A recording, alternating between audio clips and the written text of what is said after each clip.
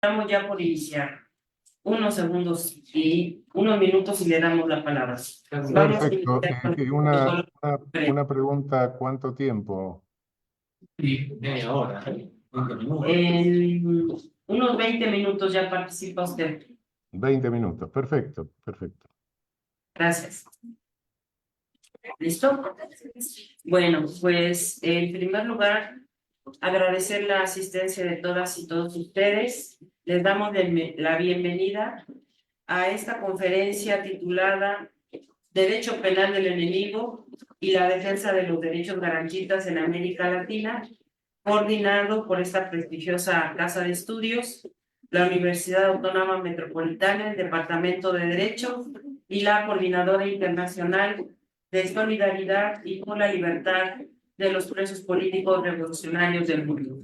Para dar el inicio oficial de esta conferencia, tenemos la presencia del licenciado Enrique Morales Colín y del doctor Jesús Manuel Ramos García. Damos la palabra al licenciado Enrique Morales Colín. Muchas gracias, muy buenos días, perdón la espera. Saludo aquí a varios de los amigos. Bienvenidos a este tipo de eventos que son muy importantes para todos ustedes y más para la cultura y la integración. Es importante que ustedes conozcan todas estas teorías que es tan importante para la revolución del pensamiento y del conocimiento del derecho penal. Y no solo del derecho penal, sino en todos los ámbitos de la materia. Les agradezco que hayan venido, su presencia, y agradezco toda esta mesa de autoridades. Y bueno, cedo el uso de la palabra, me imagino que a mi director, al director Jesús Manuel Ramos García. Gracias. Muy buen día a todas, a todos, a todos. Bienvenidos, bienvenidas. Sabemos que es ya fuera del trimestre, pero creo que es interesante su presencia, sus actividades. Y pues celebro cordialmente que esté con nosotros de forma presencial el doctor Guido Leonardo, pero también a distancia, creo ya, bienvenido profesor a la Casa Abierta del Tiempo, a la Guamas Capuzalco, el doctor Zaffaroni, que si no me equivoco no es la primera vez, creo que ya es varias veces, y que reconozcan el Departamento de Derecho a las y los estudiantes, las y los profesores en su momento, pues el gran compromiso que tenemos como universidad pública. Saludo también muy cordialmente la invitación al maestro José Osvaldo Cruz Domínguez. Celebro que esté con nosotros la maestra Gabriela Jiménez, coordinadora internacional de Solidaridad por la Libertad de Presos Políticos Revolucionarios del Mundo. Estoy seguro que no va a ser el primer evento que podríamos organizar juntos o de forma colaborativa. Y también en este sentido a la maestra Diana, la licenciada Enrique Morales Colín.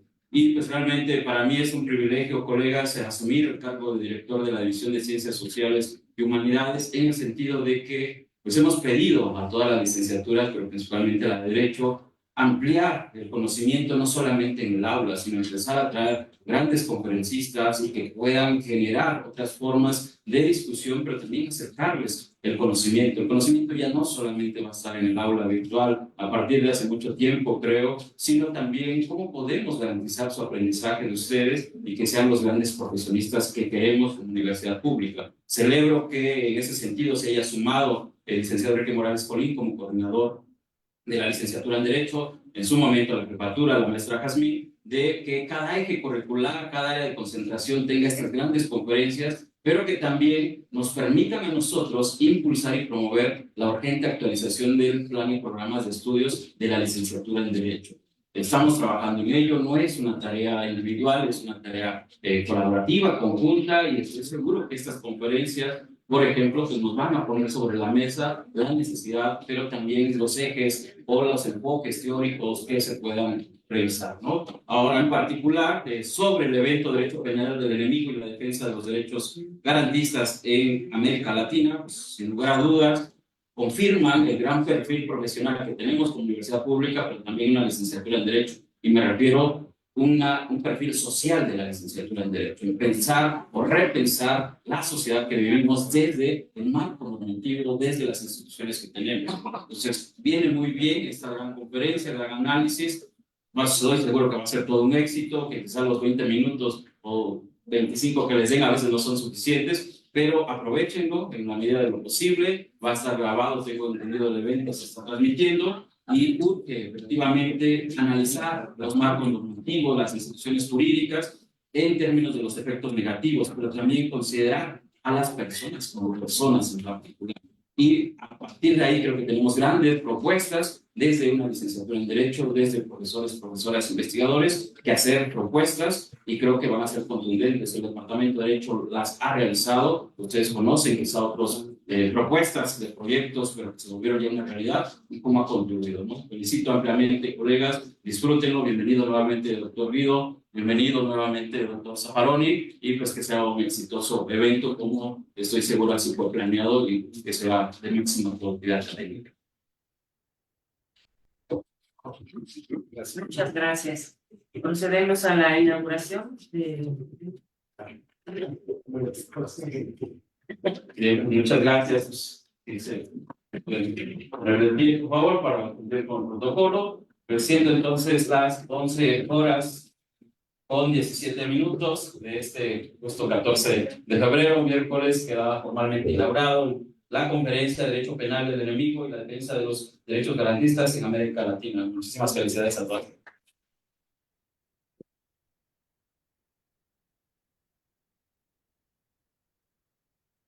Tenemos un brevísimo receso para el retiro de las autoridades. Si gustan o acompañarnos como... Adelante, muchas gracias. Muchísimas gracias.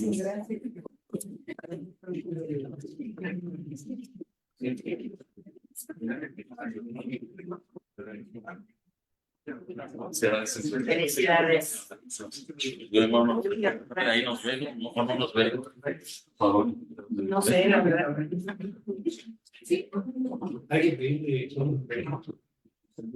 Gracias.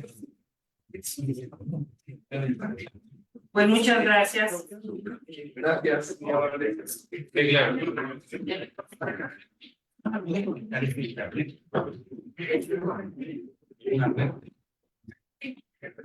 Sí, ahora.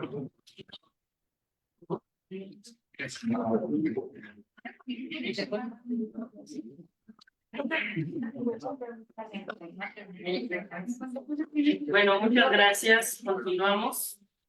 Continuamos entonces. Y enseguida tendremos la participación del maestro Osvaldo Cruz Domínguez, quien va a hacer una presentación de nuestros dos distinguidos ponentes. Bueno, muchas gracias. Buenos días a todos. Un placer. Muchas caras conocidas.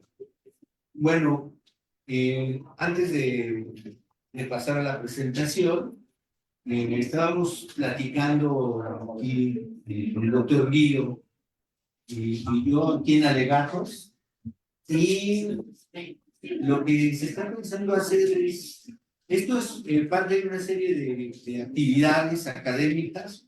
Va a haber bastantes que parece que mañana se va a reunir Guido con una de las ministras. Van a ir a Oaxaca, en la Universidad Autónoma Benito Juárez García, y se está pensando volver todas estas series de conferencias, convertirlas en un libro.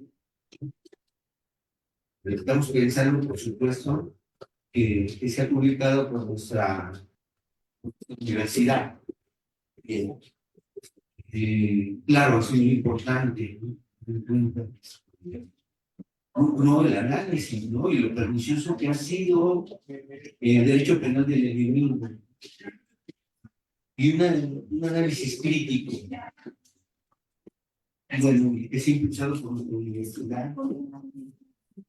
Es algo importante y loable. Bueno, bajo las presentaciones, bueno, todo el mundo conoce al doctor Eugenio Raúl Zaffaroni. Tiene muchas obras publicadas, tiene un tratado con muchos tomos, una introducción al derecho penal, pero entre sus obras más importantes están las del derecho penal del enemigo. Aquí un profesor de este departamento coordina una colección en Ediciones Coyoacán. Allí, quieren ver, está publicado sobre el enemigo en el derecho penal.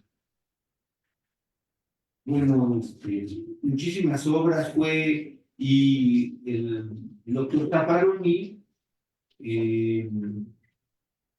inició en la Corte Penal Internacional, fue ministro de la Suprema Corte de la República de Argentina.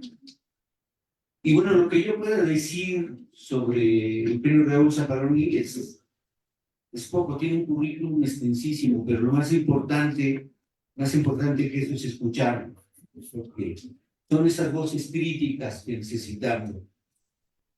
Bien, y sobre Guido Croxatto, de que quiero decir ahora, me enorgullezco, hemos hecho una muy buena amistad, apenas llevamos un momento de conocernos y creo que coincidimos en muchas cosas, y además también estudió filosofía. Estamos en esa cuestión, estamos en un camino. Él estudió también con Robert Alexi, ya en Alemania, y bueno, lo que puedo decir ahora más importante es que estaban llevando la defensa de Pedro Castillo, el presidente depuesto por un golpe de Estado en Perú, y bueno, en colaboración con el doctor Eugenio Raúl Zaffaroni. Digo que eso es importantísimo. También tiene varias obras, cuestiones de derecho penal, y varias obras publicadas con Eugenio Raúl Zaffaroni. Bien.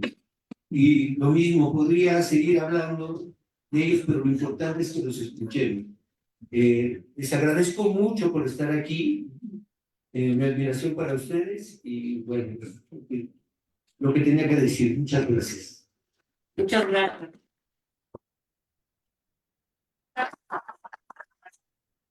La licenciada Gabriela Jiménez Rodríguez, integrante de la Comisión Jurídica Internacional, de la Coordinadora Internacional de Solidaridad y por la Libertad de los Presos Políticos del Mundo, hará una breve participación también. Sí, voy a hacerlo lo más breve que pueda. Buenos días, gracias por estar aquí. Agradecemos la hospitalidad de la Universidad Autónoma Metropolitana Campus Azcapotzalco por hacer posible la participación de los abogados argentinos Guido Croxatto y Raúl Zaffaroni en nuestro país. Nuestra Coordinadora Internacional de Solidaridad y por la Libertad de los Presos Políticos Revolucionarios del Mundo tiene bases en varios países como Perú, Colombia, Chile, México, entre otros.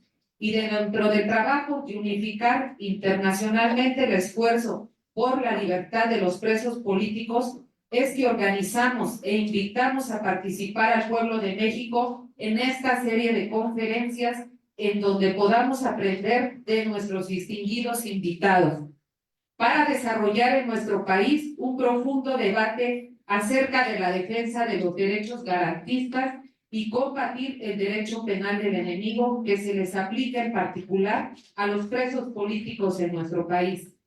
El centro de nuestro trabajo es la libertad de los presos políticos y la denuncia de la criminalización de la lucha popular y sus dirigentes, contra la reaccionarización de los estados, contra los preparativos de la Tercera Guerra Mundial, contra las guerras de la rapiña imperialista, principalmente del imperialismo norteamericano, contra la intromisión de sus agencias policiales como la DEA, el FBI y la CIA en nuestro país. Entendiendo que estos aspectos son una necesidad propia del sistema capitalista y representan un riesgo para nuestro pueblo.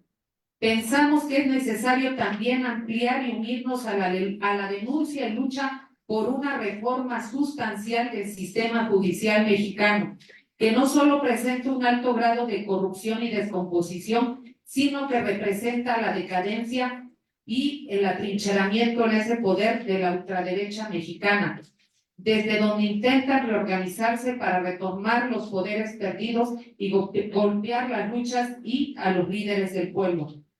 En el gobierno actual, si bien es innegable que existe un cambio en varios aspectos de la vida pública, no se ha avanzado mucho en los compromisos adquiridos al inicio de su gobierno respecto a la libertad de los presos políticos. no hay una concreción en la amnistía en lo que a los compañeros se refiere. Y a pesar de que, según lo señalado el 28 de noviembre de 2022 en la conferencia mañanera, 7.732 personas han quedado en libertad, con 7.404 preliberaciones y 328 amnistías. Estas liberaciones no corresponden en su mayoría a presos políticos. Basta ver la lista que diversas organizaciones como Mazatecas por la Libertad, La Voz de la Mate, entre otras, ha dado a conocer. Muchos son presos políticos, aunque no se les reconozca como tal, pero están encarcelados por defender su territorio de terratenientes, de grupos violentos, de empresas extractivas. En muchos de estos casos también existe la fabricación de delitos. Y en algunas comunidades esta impunidad y violencia provoca miedo y desplazamiento forzado de pobladores. Por ejemplo, siguen en prisión habitantes de la comunidad de los Ochitlán de Flores Magón, Oaxaca, así como habitantes de las comunidades triquis del mismo estado. En Guerrero están presos desde hace 20 años 4 integrantes de la Organización de Comunidades de la Sierra Sur, OTES, sobreviviente de una de las masacres más crueles, las del Vado de Aguas Blancas, que exigían fertilizantes y materiales para sembrar en Chiapas. La organización Solidarios de la Voz de la Mate exige la libertad de indígenas injustamente presos, la captura de la compañera Kenia Hernández de Guerrero, la cual lleva 2 procesos en Guerrero y en el Estado de México. Fue sentenciada a 22 años de prisión, 6 meses de cárcel. En la Ciudad de México son innumerables los casos donde se da la construcción de delitos y no se respeta el debido proceso. En el estado de Veracruz, el dirigente campesino Higinio Bustos Navarro, integrante de la coordinadora, le han dado una sentencia de 20 años. A nivel internacional podemos mencionar casos emblemáticos, como ya lo mencionó el maestro Osvaldo, y como también los propios abogados van a decirlo en su momento, como el caso del profesor Pedro Castillo en el Perú. Los presos políticos productos del movimiento revolucionario más importante de la historia del país peruano, y a los presos políticos de ahora producto de las movilizaciones en contra del golpe de Estado. En Colombia, los presos políticos que luchan por el cumplimiento de los acuerdos de paz, y en Chile, la huelga de hambre de los presos políticos mapuche. Los presos políticos representan la lucha de sus pueblos y organizaciones. Merecen todo nuestro apoyo. Los invitamos a conocer sus casos y sumarse con nosotros a su defensa como legítimos hijos de nuestros pueblos. Finalmente les informamos de la publicación que ya dio a conocer el compañero de 50 años de derecho penal del enemigo en el Perú, del cual traemos copias para sus ventas. Gracias. Gracias. Pues sin más, pasamos a darle la palabra al queridísimo doctor Zaffaroni, Raúl Zaffaroni, y lo escuchamos muy atentamente. Adelante, doctor. Bueno, muchísimas gracias. ¿Me escuchan bien? Sí, sí. Perfecto. Bueno, muchísimas gracias, autoridades universitarias, señora de la Coordinadora Internacional. Es para mí un gusto volver a México y concretamente a la Universidad Autónoma de Azcapotzalco. Por muchas razones es un enorme gusto. Lamento no estar físicamente con ustedes, pero por algunas razones de salud que están superadas ahora, pero realmente siempre que vuelvo a México no puedo dejar de recordar que en mis comienzos mis maestros fueron el maestro Alfonso Quirós Cuarón en Criminología y Celestino Portepetit en Derecho Penal en la Universidad Nacional Autónoma. Después, bueno, hubo otros vuelos, otras cosas, Europa, Alemania, etcétera, pero nunca puedo olvidar esos comienzos. Bien, quiero aprovechar estos pocos minutos para señalar algo. Así como en medicina hay distintas enfermedades muy graves y cada una requiere un tratamiento diferente, tampoco en esto nosotros podemos confundir algunos fenómenos, aunque se superpongan parcialmente. El derecho penal del enemigo es una cosa, el lawfare que provoca la persecución de líderes políticos en nuestra región es algo bastante diferente. Lawfare es una expresión distinta. El derecho penal del enemigo es el Feindesstrafrecht, es una expresión que se origina modernamente, hace unas décadas, en unos artículos del profesor Günther Jacobs, profesor de Bonn. Realmente alguien dijo con cierto grado de verdad que si Jacobs no hubiese denominado lo que él proponía derecho penal del enemigo, no hubiese levantado el escándalo internacional que levantó. Efectivamente, nombrar al enemigo en Alemania inmediatamente evoca a Carl Schmitt. Pero la posición del enemigo de Carl Schmitt, es decir, la definición que tenía Carl Schmitt de la política, según la cual la política es el arte de individualizar a un enemigo al que hay que aniquilar, es un concepto que tiene muy poco que ver con lo que Jacobs propuso. Eso no quita la ingenuidad, hasta cierto punto diría, de la propuesta del profesor Jacobs. Jacobs sostiene que hay algunos infractores a los cuales no merece aplicársele la pena con medida retributiva, más o menos esa es la idea, que no merecen la dignidad de la pena retributiva, sino que hay que contenerlos, sobre todo pensando en lo que se ha dado a llamar así difusamente criminalidad organizada o organized crime. Contenerlos.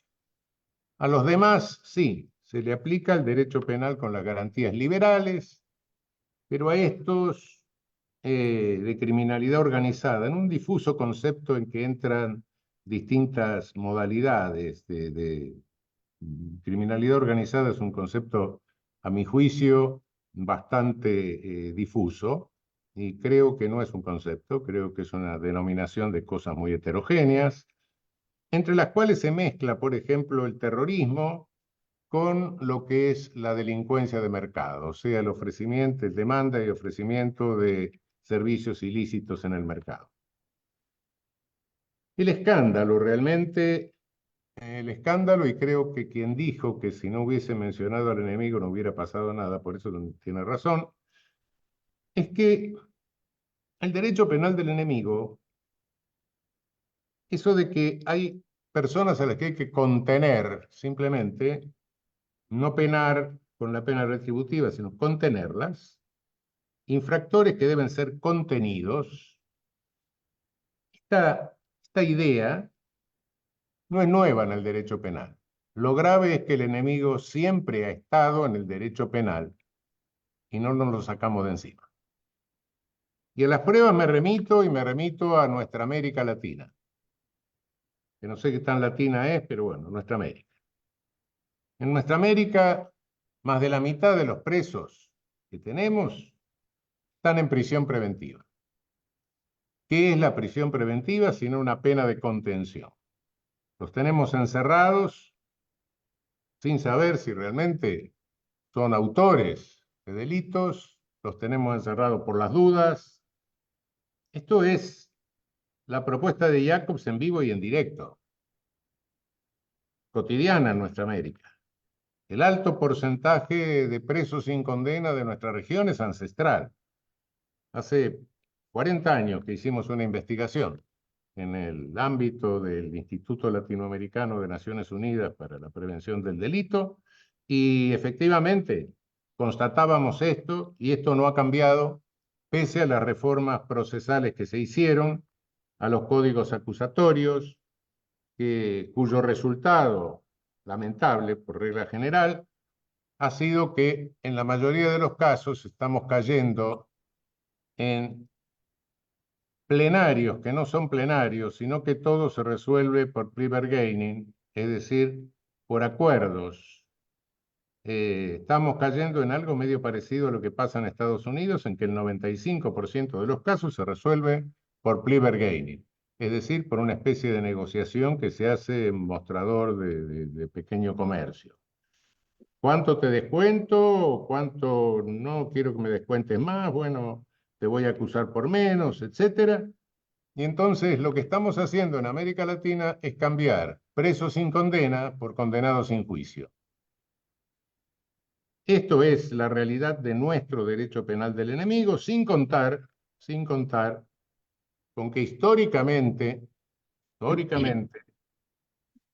las famosas medidas de seguridad, no para inimputables, sino medidas de seguridad para habituales, para multireincidentes, para profesionales, para todas esas categorías inventadas a partir del código suizo, después estructuradas más sistemáticamente en el Codice Rocco, el código fascista italiano, e incluso aceptadas en el proyecto de Código Penal Tipo para América Latina de los años 60 y 70. ¿Qué son esas medidas? Esas medidas significan, bueno, te impongo la pena, pero además de la pena te tengo encerrado, contenido. Sos el enemigo, en definitiva. Eso forma parte históricamente del derecho penal. El escándalo de Jacobs no es tal. El escándalo está en que nunca hemos dejado de considerar a algunos infractores enemigos en el derecho penal. Esta es una de las características. Ahora bien,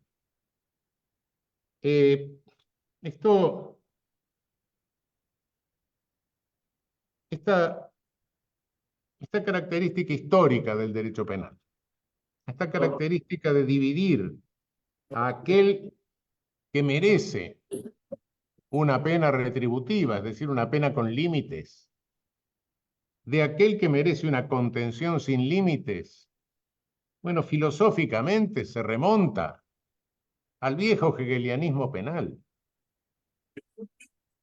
Yo no voy a decir acá, ni puedo sintetizar, ni tengo capacidad para hacer lo que decía Hegel, pero sí cómo se trajo a Hegel al derecho penal.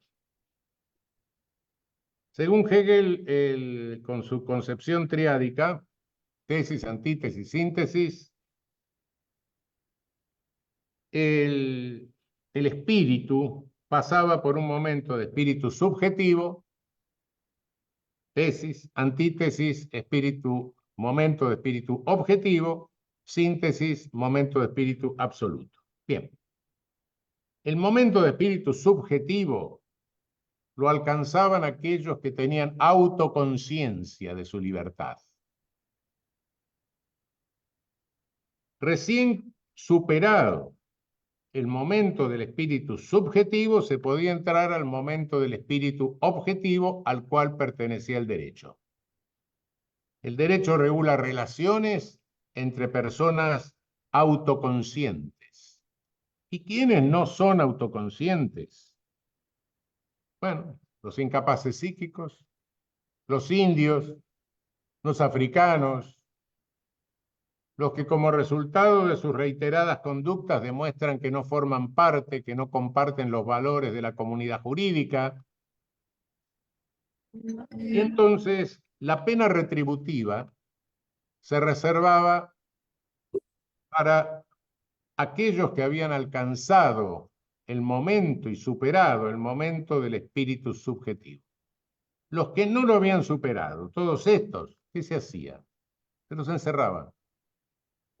Medida de seguridad.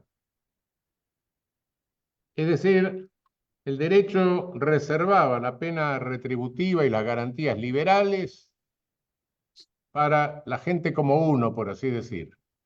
Los otros no. Los otros eran sometidos a medidas de seguridad como si fuese un animal que se escapó del zoológico. Muy bien.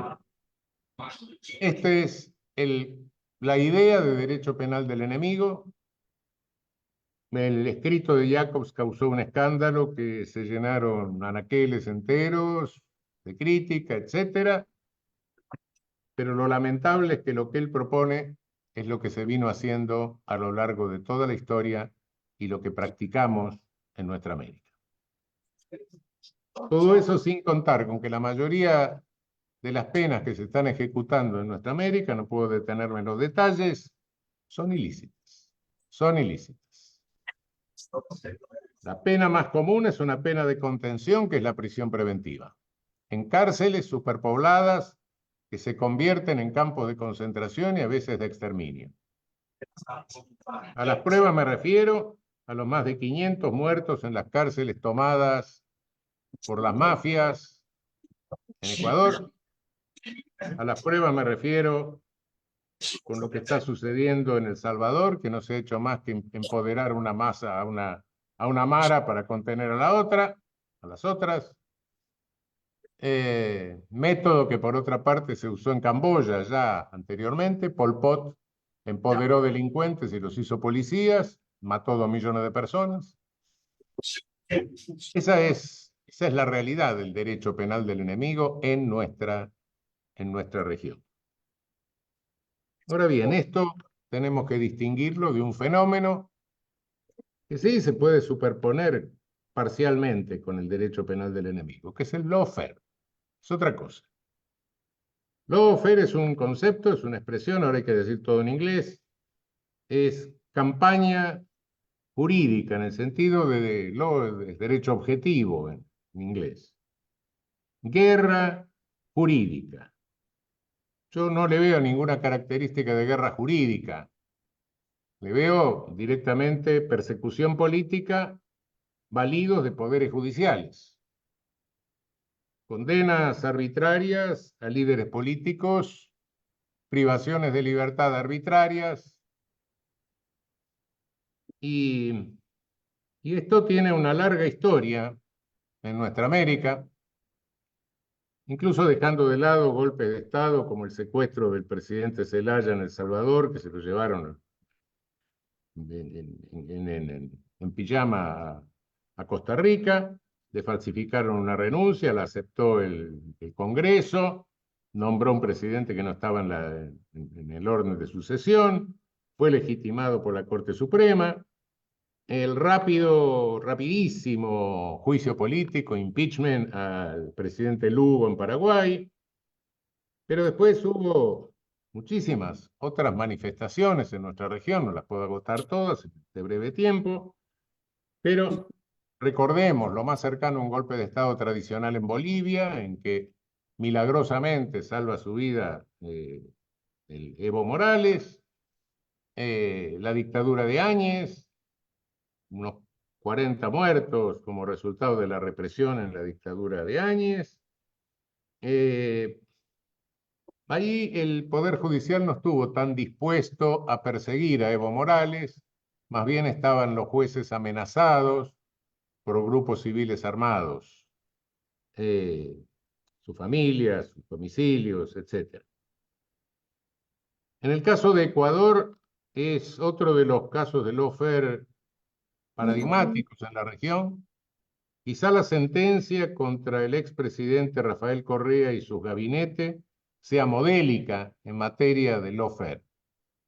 La sentencia de lawfare tiene 1000 fojas, a los efectos de que sea casi imposible leerla, muy aburrido, etc., hasta que uno empieza a leerlas transversalmente y llega a las partes medulares. Las partes medulares son aquellas en que después de enunciar pruebas y pruebas y pruebas y no valorarlas, se usan adverbios. Evidentemente, claramente, obviamente, con la abundantísima prueba podemos condenar a todos.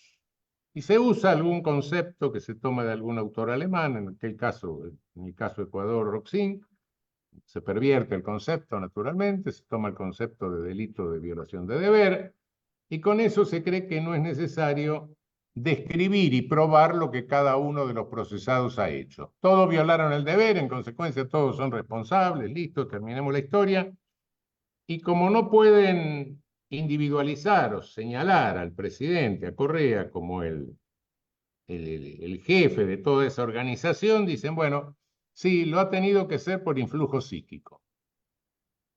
Esa fue quizá la sentencia más modélica que ha habido en la región, dictada por jueces interinos, nombrados por el delincuente Lenín Moreno, delincuente corrupto al que se le encontraron varios millones de dólares a su familia en las cuentas de los Panama Papers, aportados por una empresa coreana. Ese delincuente se valió de un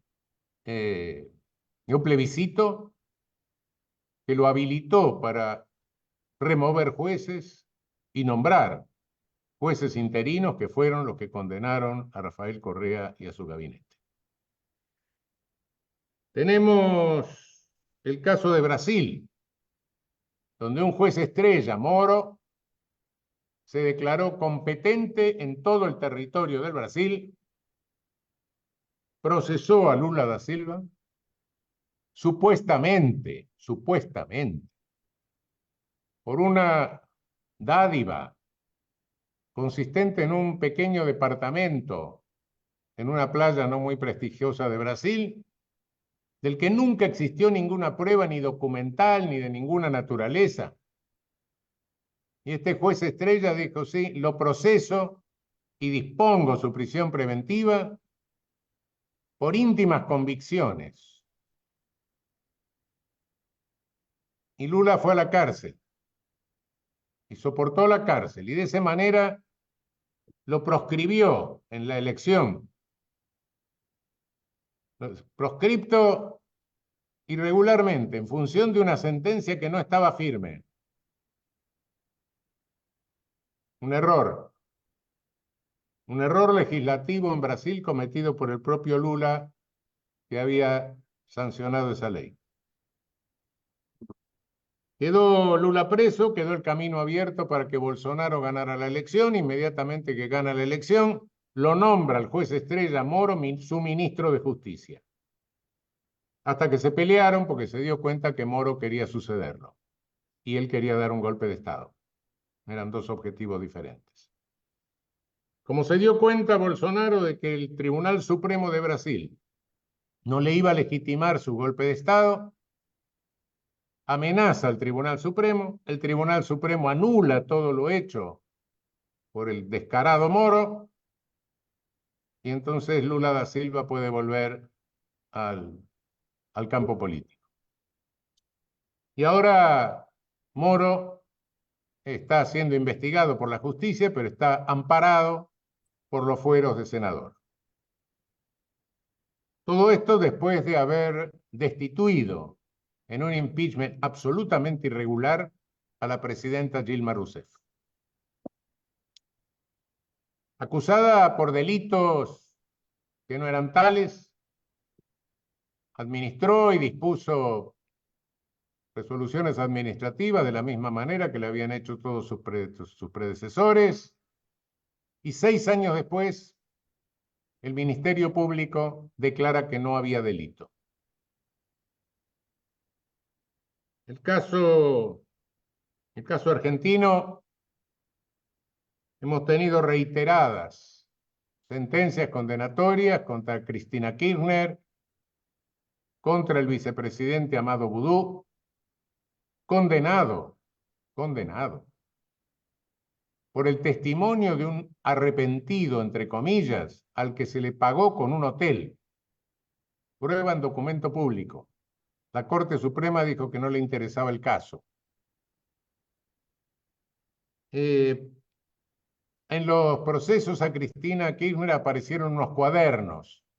También apareció un cuaderno, había aparecido un cuaderno, lo de Rafael Correa, escrito por una memoriosa arrepentida, con cifras exactas, centavos, etcétera, en un viaje de 20 minutos, en un vuelo de 20 minutos entre Guayaquil y Quito. En el caso de Cristina Kirchner, los cuadernos ya no estaban porque los habían quemado. Había fotocopias. Eran cuadernos que renacían de las cenizas.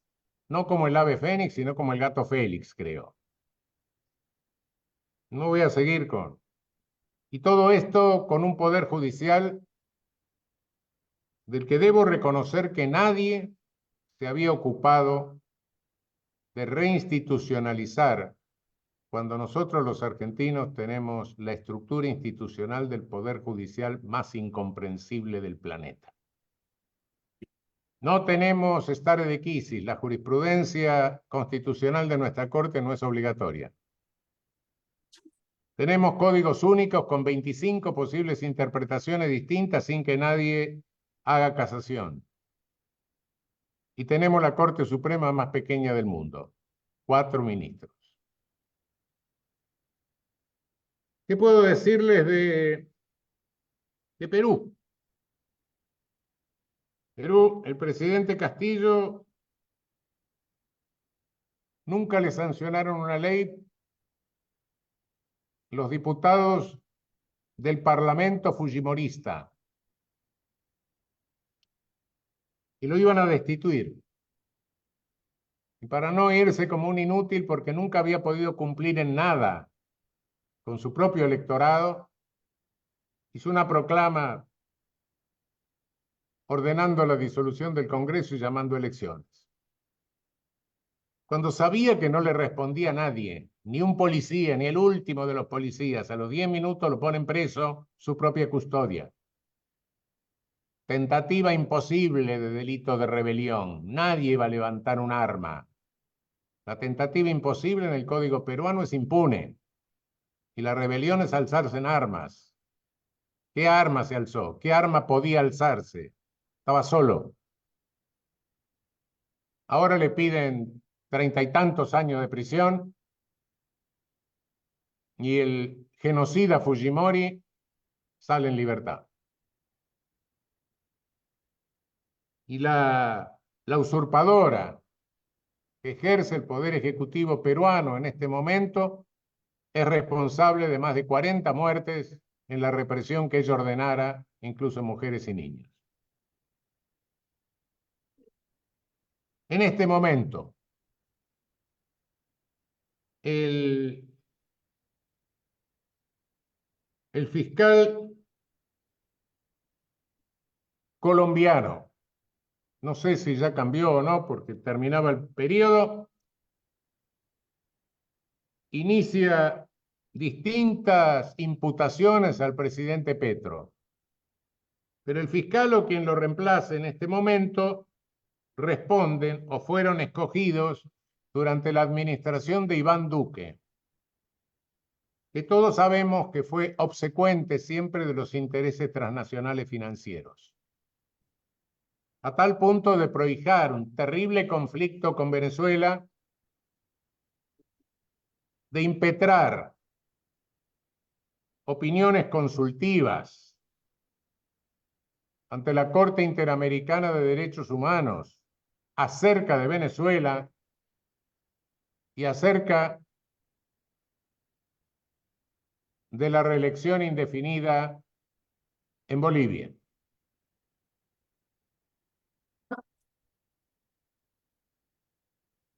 Esto está sucediendo ahora, en este momento, contra el presidente Petro en Colombia. Quiero aclararles que en el caso de Castillo, Castillo fue el primer presidente peruano de procedencia andina, serrana. Y en Perú hay un tremendo, Perú está dividido desde la época, y lo describía esto González Prada, a fines del siglo XIX, comienzo del XX, un racismo tremendo entre la costa y la sierra. Así como hemos oído varias veces, este indio no puede ser presidente respecto de Evo Morales, también lo hemos oído respecto de Pedro Castillo. Y ahora en Colombia no lo soportan a Petro porque está trabajando seriamente por acabar con esa violencia que viene desde el 48, no sé, esa violencia que altera la vida institucional y la sociedad colombiana. Es el primer presidente electo por de un partido progresista que En términos europeos, quizá no pasaría mucho más que de ser una socialdemocracia. Pero no obstante tampoco lo tolera. Este es el lawfare.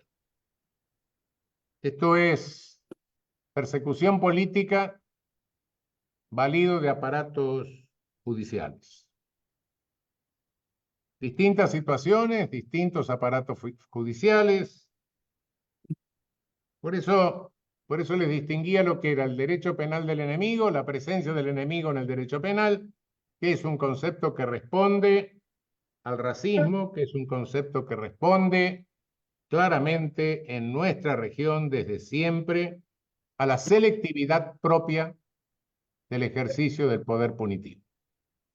De la persecución política por lawfare, que son clarísimos casos de prevaricato judicial. Dos cosas completamente distintas, aunque eventualmente puedan superponerse. Bueno, creo que se me ha ido el tiempo. Espero haber sido suficientemente claro. Una cosa es el cáncer, otra cosa es la tuberculosis. Y los dos requieren tratamientos diferentes. Creo que el enemigo en el derecho penal, expulsar al enemigo el concepto de enemigo del derecho penal es una tarea, y combatir el lawfare es otra distinta. Bueno, muchísimas gracias. Muchas gracias.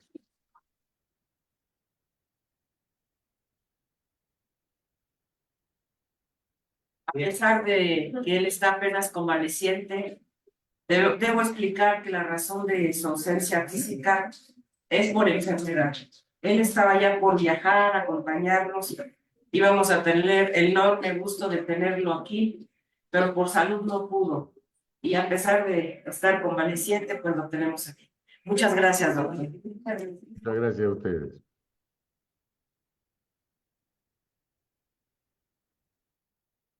Solamente un dato pequeño, el 40% de los presos en general en México están en prisión preventiva en México, el 40%.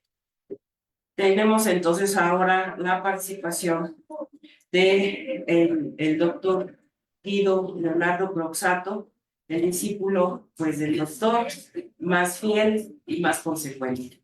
Bienvenido, doctor.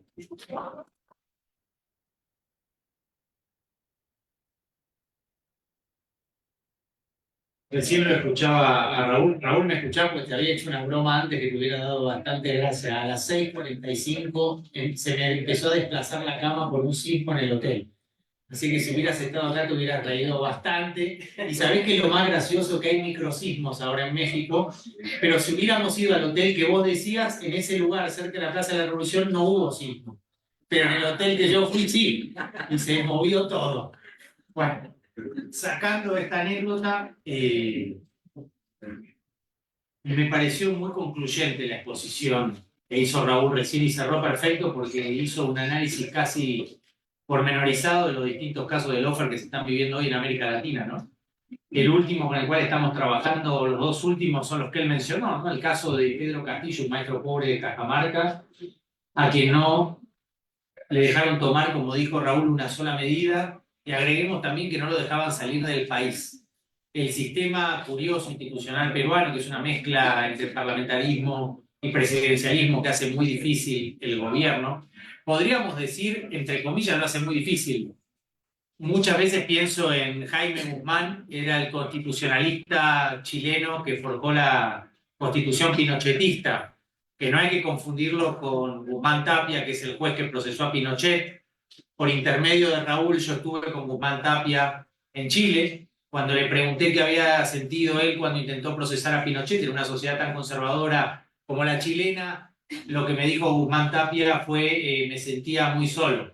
Y ayer hablaba con ella, con las personas que están conmigo en la mesa, acerca de la soledad que enfrentan algunos juristas, sobre todo las nuevas generaciones, cuando tienen que confrontar con el poder establecido, o con el derecho penal del enemigo, o con el lawfare, o con la defensa de Petro. Y la verdad es que no sobran personas como Raúl. No es de chupamedia, pero me parece que es una constatación. Raúl no necesita que yo diga esto y yo tampoco necesito decirlo. Se lo digo más bien a ustedes que se están formando dentro del campo del derecho penal.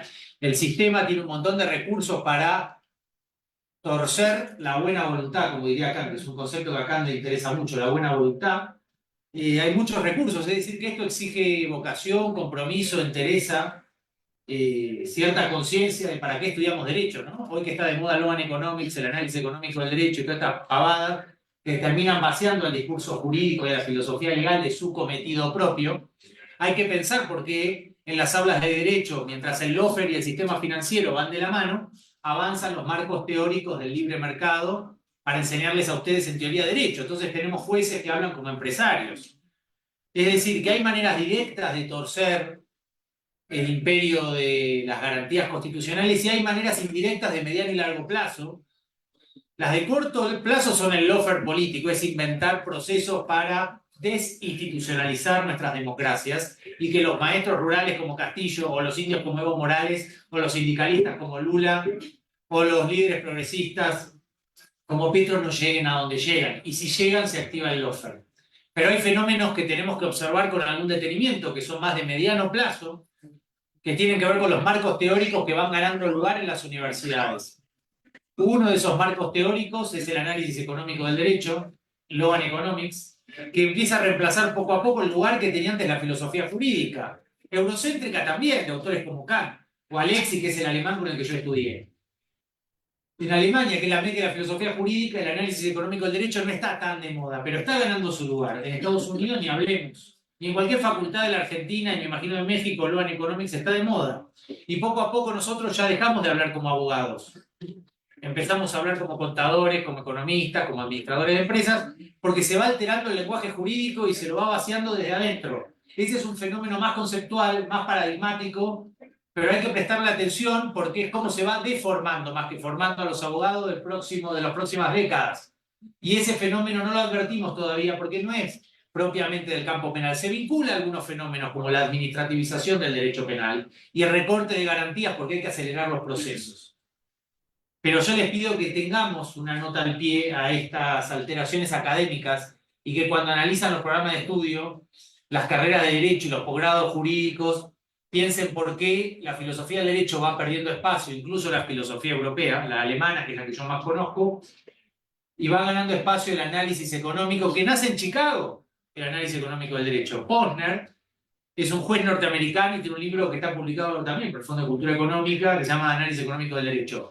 Pero el paper con el que nace este enfoque es de un abogado y economista que se llama Ronald Coase, y Coase escribió un paper muy cortito que se llama The Problem of Social Cost, el problema del costo social. Es decir, lo social visto como un costo y lo ya como un derecho. Y hace un rato estaba sentado acá el director de la división social o algo así del derecho y él decía que no hay que perder de vista el costado social del derecho. El derecho es lo social, ya si perdemos de vista eso no es que perdemos de vista una parte del derecho, perdemos de vista todo el escenario legal y empezamos a ser economistas disfrazados de abogados. Somos ayudantes de los contadores y de los administradores de empresas. Y la verdad es que como jueces y como fiscales muchas veces criminalizamos a los líderes progresistas antes de que cometan cualquier delito. ¿Por qué? Porque todos los que mencionó Raúl hace un momento, desde este enfoque economicista del derecho, cuando esas personas formadas bajo ese paradigma llegan a jueces, ya per se, haga lo que haga, Petro, Evo, Correa, Cristina, AMLO, Castillo, el que sea, antes de ser electo ya es sospechoso. Porque todas las medidas que va a tomar en nombre de la política y los intereses populares, la soberanía, la lucha popular, indigenismo ni hablar, es antimercado, le saca negocios al libre mercado. Y eso desde el paradigma del análisis económico del derecho per se es un delito. Ya es una sospecha de entrada. Entonces, prestémosle atención a estos marcos teóricos con los cuales estamos formando las nuevas generaciones de abogados. ¿Por qué leemos más a Coase que a Kant? ¿Por qué leemos más a Posner que a Rawls? Y dentro del eurocentrismo me estoy manejando, ¿eh? Después podemos hacer una crítica también desde el no colonialismo o la decolonización del derecho con Dussel, ¿no? Que con Raúl estuvimos en un congreso en el Vaticano en marzo, hace un año casi. Yo de hecho fui a ese congreso después de estar en México, justamente, el año pasado, en marzo, ¿no? Raúl fue en marzo del año pasado. Y a mí Raúl me hizo pensar mucho, yo venía muy alemanizado, y Raúl tiene muchos libros sobre crítica del colonialismo en el campo penal y en la filosofía en general. El Papa Francisco también, cuando pide recuperar el pensamiento de Kusch, tiene un libro que se llama América Profunda y no casualmente empieza hablando del Cusco y el higienismo en América Latina. Me parece que no es menor pensar al colonialismo en las aulas de derecho, pero también pensar los enfoques económicos con una mirada penal, porque muchos operadores jurídicos, sin saberlo o sin ser conscientes, terminan trasladando esa visión teórica y filosófica como paradigma implícito dentro de sus acusaciones. Y no es tan difícil si el Poder Judicial se forma bajo esta mirada. De hecho, Sergio Moro y muchos jueces argentinos, Raúl, que tiraron la ley de medios, les pagaban seminarios en Estados Unidos. Es decir, la Academia Norteamericana los invitaba para que se formen en análisis económico del derecho. Y esos son los jueces que van a decir que Lula es un delincuente, que Dilma es una delincuente, que Cristina es una delincuente, que Correa es un delincuente, que Petro es un delincuente, que Evo es un delincuente, que Castillo es un delincuente, que AMLO es un delincuente. ¿Entienden? Es bastante claro el enfoque, no es solo la persecución penal. Yo quisiera agregar a lo que dijo Raúl que el lawfare es la consecuencia, es el último estadio desesperado del poder financiero para sacarse de encima a todos estos presidentes que encabezan procesos populares. Pero hay que ver cuál es el paradigma y el marco teórico con el cual la academia está trabajando, pensando en la criminalización de los próximos 30 años, porque ya la están pergeñando. ¿Y nosotros qué demonios estamos haciendo desde la academia para contrarrestar el avance del economicismo y de las finanzas en el plano legal? Estamos defendiendo la filosofía jurídica, el marco propiamente jurídico. Hay filósofos que dicen que el derecho ya no tiene lenguaje, que nosotros ya ni siquiera hablamos como abogados. Y la verdad es que es cierto, ya no hablamos como abogados, hablamos más de costos de transacción, externalidades negativas o positivas. En Argentina es el lenguaje que usa el actual presidente directamente, y el lenguaje jurídico desaparece directamente. El lenguaje de la justicia es un lenguaje que se escucha cada vez menos. Lo que preguntan es si esto es eficaz o no, si esta institución jurídica es eficiente o no, si es compatible o no con determinado programa de mercado, pero entienden cómo ya, como dice Sartre en el existencialismo, ya estamos perdiendo la discusión antes de darla. Porque si uno se sienta en esa mesa de discusión académica y jurídica y no entiende el marco teórico con el cual está discutiendo, la contraparte, el interlocutor, no solo no nos vamos a poner de acuerdo, sino que esa persona parte de criminalizar a los líderes populares. Ese pensamiento técnico no es inocente y le tenemos que confrontar otras filosofías. Y ahí empiezo con lo de Raúl y el no colonialismo, porque me parece, para no repetir con lo que dijo él, para agregar algo distinto complementario, ¿no? Si no, voy a repetir lo que él ya dijo y no tiene sentido. A mí siempre me llamó la atención, a mí me interesa más la filosofía que el derecho. El derecho me interesa bastante poco y por eso creo que me interesa tanto el pensamiento de Raúl, porque él trata de expandir, no reducir el análisis del derecho. No solo verlo como una técnica operativa, como se hace hoy justamente, ¿no? Que los abogados sean tecnócratas para que no piensen cuál es el instrumento que están utilizando, ¿no? Esa es otra, son todos inconscientes, yo solo hago mi trabajo, pongo un sello y sigo. Pero a mí lo que me interesa de Raúl es que si ustedes ven desde que él escribe El enemigo en el derecho penal y todos los cuestionamientos de las teorías penales, ¿no? La teoría agnóstica de la pena, y ven los últimos trabajos de él que pasan de la crítica al penalismo en América Latina, con visitar cualquier cárcel o megacárcel de América Latina, como decía Villavicencio, uno se da cuenta del desastre en el que estamos metidos. Y los últimos trabajos de él tienen que ver con la crítica al colonialismo. Y eso es interesante, tanto para pensar la criminalización de los movimientos indígenas populares en América Latina, como los intereses que hay detrás de la colonización financiera y económica, que tiene como correlato el colonialismo cultural y académico, del cual yo también fui víctima. Yo me la pasé estudiando en Alemania y hasta que no tomé contacto con La Pachamama y el Humano, que es un libro de Raúl, me parecía que era una sobreactuación la crítica al colonialismo y después me di cuenta que yo estaba totalmente colonizado culturalmente por Alemania. Porque además Alemania es fuerte en filosofía y a mí me interesa la filosofía más allá de la filosofía del derecho penal, ¿no? Los alemanes tienen una rama que se llama Strafrechtphilosophie, que es la filosofía del derecho penal, pero hoy en Alemania la filosofía también está perdiendo terreno. No es un problema de América Latina, es un problema global. Creo que tiene que ver con los intereses financieros transnacionales. Con Raúl hacíamos bromas, ¿te acordás, Raúl, en el Max Planck de Frankfurt? Que parecían banqueros los que dirigían las instituciones académicas. Esto puede no ser solo un chiste. Es decir, esa broma que hacíamos en el Max Planck de Historia del Derecho Europäische Rechtsgeschichte en Frankfurt. De hecho, el Max Planck, creo, Raúl de Friburgo, también cambió el nombre, ya no tiene Strafrecht, ahora está orientado a Sicherheit, ¿no? A las medidas de seguridad. Es decir, el avance de las finanzas en el mundo académico no es solo que un banco pone una promoción en el patio de esta universidad. También, esa es la manera más grosera, pero hay otros condicionamientos. Está por todos lados, no es que uno sea paranoico, es que ellos avanzan porque son conscientes de que si condicionamos la mirada de cientos de estudiantes que dejan de entender el derecho, sacamos la materia filosofía del programa de estudios, seguro que en la carrera de ustedes, no sé, pero en Buenos Aires pasa, filosofía jurídica es una materia que se aprende y se estudia cada vez menos en los programas de estudio. Ahora voy a ir a una anécdota y paso 2 o 3 ideas que anoté para hacer la corte y no molestarlo a Raúl. A Raúl creo que ya se lo conté, pero lo quiero decir porque si lo vamos a desgrabar quiero que esto termine en algún libro. En Carilo, que es un lugar, digamos, ¿cómo diría?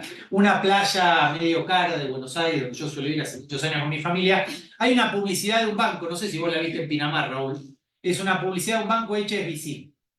El HSBC, que está acá también, ¿no? Es un banco, y le propone a la gente que va a Cariló y Pinamar, seguro que en Mar del Plata esa publicidad no está, que es otro balneario más popular de Argentina, popular después del peronismo, no antes. Dice, le propone un verano epicúreo, y después aparece una sombrilla, un vino y la publicidad del banco. Yo que estudié filosofía, Raúl, vos esto lo debes entender, yo me preguntaba 2 cosas, que siempre le digo a mi mamá, que bueno, se ríe, y digamos, ¿por qué los del HSBC, es decir, un banco, ponen la figura de Epicuro, que fue un filósofo griego, para hacer una publicidad absolutamente estúpida de un vino, un atardecer en la playa, en fin?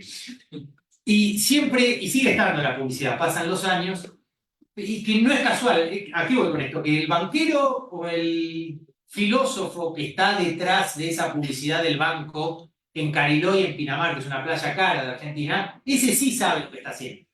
Si ustedes agarran y lo leen a Epicuro, van a ver que no es como Platón o como Aristóteles, no es un filósofo del compromiso social. Epicuro es el filósofo que cuando se viene abajo la polis griega le recomienda a la gente el hedonismo individualista y refugiarse en los jardines privados.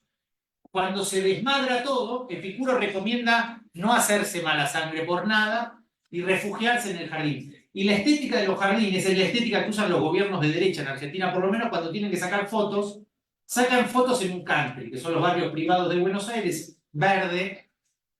Yo cuando veo esta continuidad me preocupa la instrumentalización de la filosofía, no ya del Poder Judicial, sino cómo van deformando el pensamiento y empleándolo para condicionar nuestras miradas, pero de una manera quirúrgica y muy sutil, ¿se dan cuenta? Es decir, que lo que hay del otro lado no es gente que no sabe lo que está haciendo.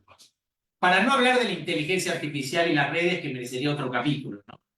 Cómo se va el conductismo está haciendo estragos a nivel de redes sociales para condicionar a los más chicos en una dirección o en otra. Antes era solo la publicidad comercial, era vender un detergente. Hoy se venden líderes políticos de esta manera. Nuestro presidente es el mejor ejemplo. Entre un panelista de televisión, hoy es el presidente. Bueno, es decir, que la democracia, digamos, se ve afectada no solo de una manera indirecta cuando se criminaliza a líderes populares a través de procesos arbitrarios sin pruebas, como decía Raúl hace un momento, es decir, el Lofer, todos los casos que él mencionó, sino que hay nuevas amenazas para la vida en democracia o en el siglo XXI con las nuevas tecnologías que van condicionando la conducta. Y del otro lado, la neurociencia, el neuromarketing, todas estas estrategias que se utilizan para conducir, no solo condicionar, sino conducir los comportamientos de las personas, también van a afectar al derecho. En Alemania, el Departamento de Derecho Penal de la Universidad Libre de Berlín, que es donde yo estudié, le da más importancia a la neurociencia que a la filosofía. Y también no están tan equivocados, porque evidentemente la inteligencia artificial y los algoritmos que conducen procesos penales en algunos países, en Estados Unidos por ejemplo, van a dar que hablar en las próximas décadas. Luego de estas digresiones quiero hacer 2 o 3 reflexiones sobre Jacobs. Raúl decía el escándalo que produjo Jacobs. Yo diría que en realidad no es que es un escándalo.